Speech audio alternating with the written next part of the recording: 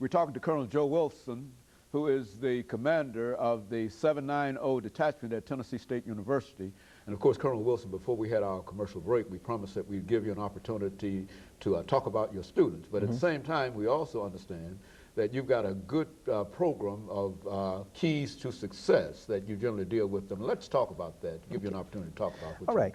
And many times I'm out on the road, and obviously being a senior officer, I get the opportunity to go out a lot. And most of the time, the individual, when they see me, how did you become a colonel?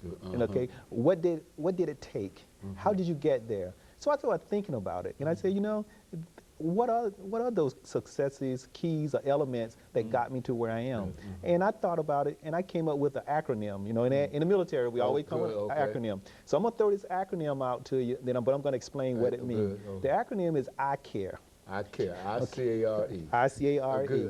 And the I in I care is image. Okay. It's how you present yourself, what you look like, you know, when you're out in public or when you are just out walking around. Because the image that you portray is the image that people are going to be left with.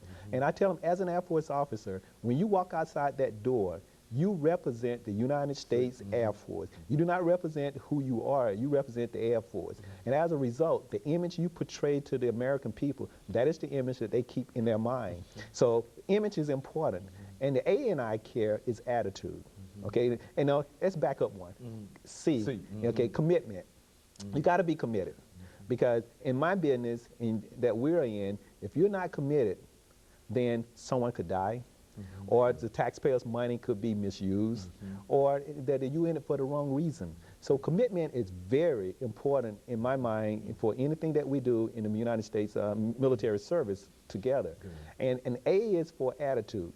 You got to have the right attitude. Because I tell people all the time, if I walk in my office and I have a nasty attitude, you know, everyone in my office is going to have a bad day. That's right. Because I set the tone. Very That's good. right. And I tell them, as young leaders, when they walk into their workplace, they set the tone.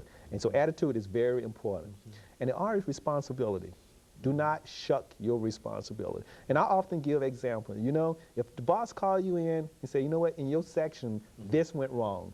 Instead of saying, Sergeant Jones screwed this up or messed that up, say, hey, look, boss, I messed it up. I take the, you know, the blame for it, and I will fix it. And I tell my young people, by doing that, your boss will respect you, and he'll give you more responsibility. But you must accept responsibility. That seems to be a well-known military creed, that responsibility. Absolutely. That somebody else might have messed it up, but that responsibility comes back to you. Absolutely. Because when everything else is said and done, you're the boss. You're the boss. And last but not least, the E in I care is enthusiasm. Have fun. Because as you and I talked earlier, I have a passion for what I do. I have a passion for my young people in my detachment. With that passion comes enthusiasm. And I would hate to think about going to a job that I did not like. So in summing up, I care. Image, commitment, attitude, responsibility, and enthusiasm. If you do those 5 things, you will succeed. And they buy into that. And yes, they do. And in fact, that is part of their operation plan. They buy into it because I preach it every day. So that's one of the keys. And I wanted to get that out because I think that's important. And you can take those same set of elements, you can transpose it into the civilian world, and it'll work the same way. It's human conditions, human situations that you're applying these to. Absolutely. Absolutely. Now, and if I may move on a little bit, I would like to say, you know, I'm going to put a plug in because you need the support from the university. And I have that support. Dr. James Hefner, our president, has really supported the Air Force ROTC detachment there. And as a result of that, we are able to get a lot of our students scholarships. And briefly, let me tell you the type of scholarships that we have.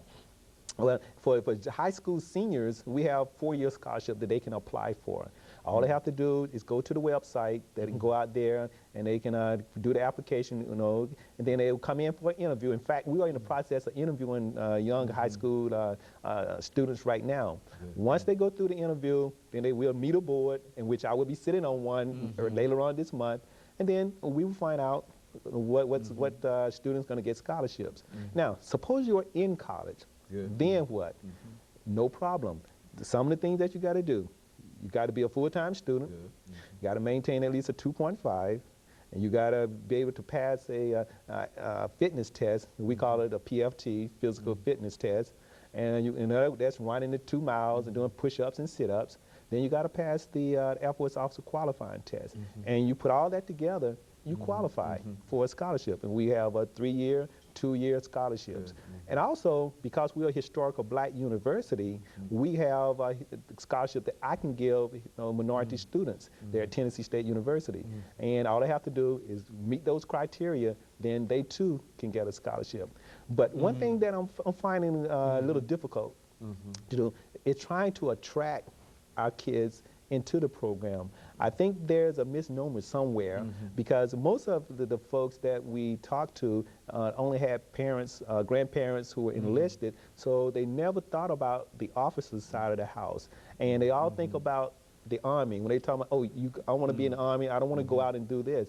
But it's got to break down that paradigm. And we are beginning to do that and make wave and get those young people in there. Because once they get in, they realize, you know what, boy, I'm glad I decided to come this way. You know, Colonel, I wanted to interrupt earlier because you raised the question that I've had an opportunity to deal with. When you go out speaking to some of these high schools, you see so many young people out there who could probably do well in college, but at the same time they feel that they don't want to be a burden upon their parents, and so therefore they take the position that I don't want to go to college and I don't want to, et cetera, et cetera. But what you're saying, and I had an opportunity quite recently to speak to youngsters that I identified immediately, about 7 or 8 that fell within that category. So what you're saying is that if these young people, high school graduates, good records and et cetera, even though they might not have any financial resources, that and they want to become patriotic and commit themselves to your program, that there's a possibility that they could go to college. Is that what you're saying? That's exactly what I'm saying. Well, because if, in my mind, if a young person want to go to college, there are ways to get them there. And the only thing you have to give is a little time, a little commitment, a little heart, and be in shape, and you'll do just fine. Because once I get you there, I will mold you into being an officer. I will get you to that next step. That's my passion. That's my job. Well, we certainly hope those young people that we are talking about, because as we said, we met them this past weekend, and we certainly hope that they're watching this show so that they can be encouraged, because sometimes it can be a difficult thing when you think about how much tuition is and et cetera. But Colonel, let me take this second commercial break, after which we'll come back and we'll give you an opportunity to talk about some other things. And we'll be back with you following this short commercial break.